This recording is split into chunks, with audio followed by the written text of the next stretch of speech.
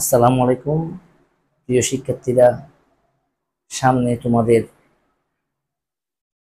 আসন্ন এসএসসি পরীক্ষা। তোমাদের পরীক্ষার টেনশনে শিক্ষক হিসেবে মাঝে মধ্যে আমার মধ্যে অনেক টেনশন কাজ করে। আমি চাই শিক্ষক হিসেবে যাতে তোমরা টেনশন মুক্তভাবে অনেকগুলো সূত্র মুখস্থ না করে কৌশলের মাধ্যমে তোমরা পারতে পারো। অনেক শিক্ষার্থী আমাকে প্রশ্ন করে, পাওলির বর্জনীতি ভুলে যায়, বিভিন্ন সূত্র ভুলে যায়। আমি তাদেরকে প্রায়ই বলি, আমরা মুখস্থ করে আমরা পার পাবো না। মুখস্থ বিদ্যা আমাদেরকে পরিহার করে কৌশলের দিকে আমাদেরকে ধাবিত হতে হবে।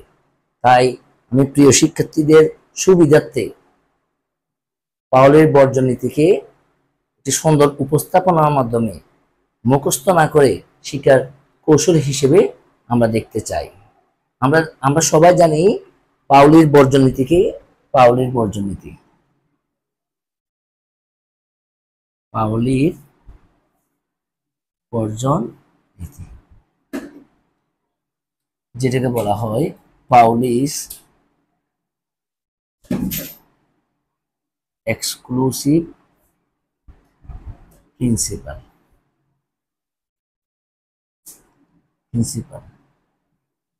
পাউলিস এক্সক্লুসিভ প্রিন্সিপাল। আমরা সবাই বাংলা লিঙ্কের ব্যালেন্স চেকিংটা আমরা সবাই জানি। ওটাকে আমরা কিভাবে লিখি? আমরা জানি স্টার 1 2 4, স্টার 1 2 4 হ্যাশ। এই যে স্টার 1 2 4 হ্যাশ, এই কথাটা নিয়ে আমরা পাওলির বর্জনীতিকে মুখস্থ না করে আমরা খুব সহজে উপস্থাপন করতে পারি। কিভাবে করবো? আমরা 1 2 4, 1 দিয়ে আমরা কি বলবো? একটি পরমাণু। 2 দিয়ে আমরা কি বলবো? দুইটি ইলেকট্রন এর।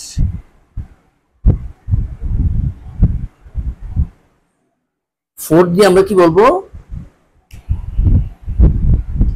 চারটি কোয়ান্টাম সংখ্যা। অর্থাৎ আমরা কি লিখতে পারি? অর্থাৎ একটি পরমাণুতে বিদ্যমান দুটি ইলেকট্রনের চারটি কোয়ান্টাম সংখ্যার মান কখনোই একই হতে পারে না। তাহলে আমরা 1 2 4 থেকে আমরা সেই ব্যাখ্যাটা খুব সহজে উপস্থাপন করতে পারি। কি লিখবো আমরা? একটি পরমাণুর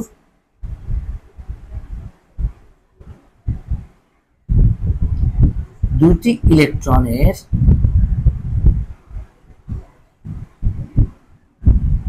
চারটি কোয়ান্টাম সংখ্যার মান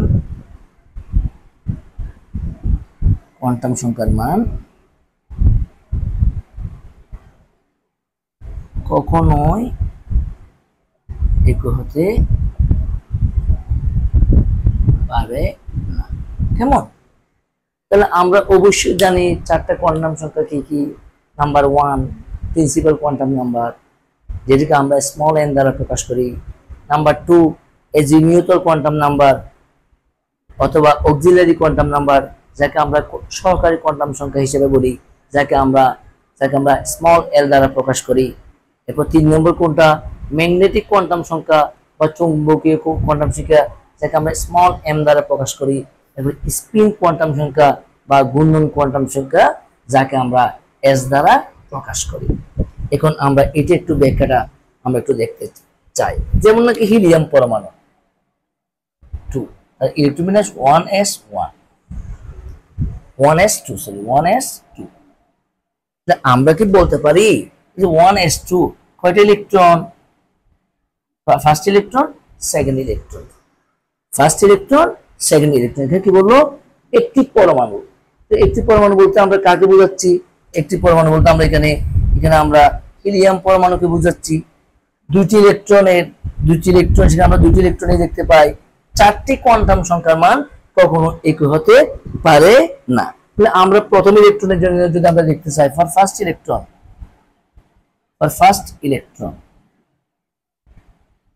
প্রথম ইলেকট্রনের জন্য যে কথা ফর E1 একই কথা। আমরা কার কার মান দেখতে চাচ্ছি? আমরা দেখতে চাচ্ছি n এর মান, আমরা দেখতে চাচ্ছি l এর মান, আমরা দেখতে চাচ্ছি m এর মান, আমরা দেখতে চাচ্ছি s এর মান। তাহলে যেহেতু এখানে কোয়ান্টাম সংখ্যা কত 1, সেটা আমরা n এর মান কত বসাবো? আমরা n এর মান 1 লিখবো। l এর মান আমরা কত লিখবো? l এর মান আমরা 0 লিখবো। m এর মান আমরা কত লিখবো? 0 লিখবো। s এর মান আমরা কত লিখবো? Plus half. এখন প্রশ্ন হচ্ছে, যারা বুঝে বুঝে পড়তে চায় n এ l এর মান 0 কেন? why the value of l is 0? আমরা অবশ্য জানি সহকারী কোয়ান্টাম সংখ্যার মান কার উপর নির্ভর করে? প্রধান কোয়ান্টাম সংখ্যার মানের উপর নির্ভর করে। l এর মান ডিপেন্ডস অন n। কেমন? এবং সেটা কতটুকু? আমরা সবাই সূত্রটা কি জানি? 0 থেকে n-1 পর্যন্ত। তাহলে 0 থেকে n-1 মানে 1 - 1 পর্যন্ত। 0 থেকে 0, তার মানে কত হবে? 0। তবে আমরা খুব সহজে মুখস্থ না করে আমরা l এর মান বের করতে পারি। অনুরূপভাবে আমরা m এর মানও 0 বলতে পারি। আমাদের প্রশ্ন কেন? এটাও আমরা জানি m এর মান কার উপর ডিপেন্ড করবে? m এর মান সহকারী প্রধান কোয়ান্টাম সংখ্যার উপর নির্ভর করবে। এটা কেমন? এটা -l থেকে 0 সহ প্লাস l পর্যন্ত। তাহলে মান কত হলো? মাইনাস এর মানে কত ছিল? -0 থেকে 0 সহ প্লাস 0, তার মানে 0। তাহলে আমরা n এর মান পেলাম, আমরা l এর মান পেলাম, আমরা m এর মান পেলাম, আমরা s এর মান পেলাম। s এর মান কত? Plus half. তাহলে আমরা এখানে 4টা মান দেখলাম।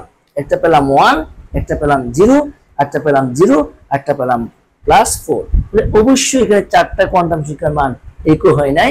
4টা কোয়ান্টাম সংখ্যার মধ্যে 2টা 0 0 আর বাকিগুলো অবশ্যই ভিন্ন ভিন্ন। তাহলে এটা কোন সূত্রের ব্যাখ্যা? এটা হচ্ছে পাউলির বর্জন নীতির প্রথম ইলেকট্রনের জন্য। অনুরূপভাবে আমরা দ্বিতীয় ইলেকট্রনের জন্য আমরা একই রকম ব্যাখ্যা দিতে পারি। ফর সেকেন্ড ইলেকট্রন আমরা ব্যাখ্যা দিতে পারি। ফর সেকেন্ড ইলেকট্রন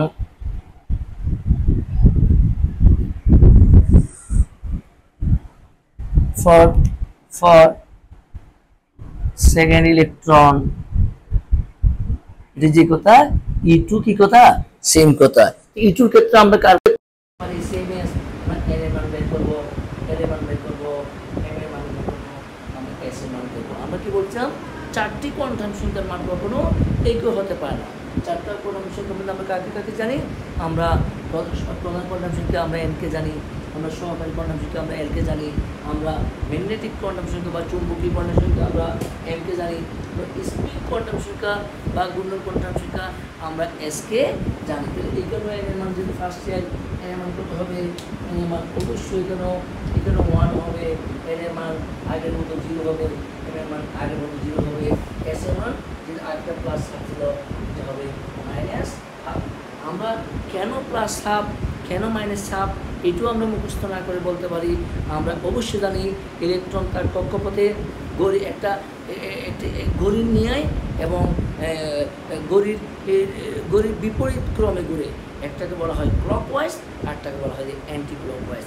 যেটা ক্লকওয়াইজ সেটাকে আমরা একটাকে +1/2 করবো, যেহেতু আটটা ঘড়ি কাটার বিপরীত দিকে, ওটিকে আমরা -1/2 দ্বারা ইন্ডিকেট করবো। প্রিয় শিক্ষার্থী, আমরা মুখস্থ না করে আমরা খুব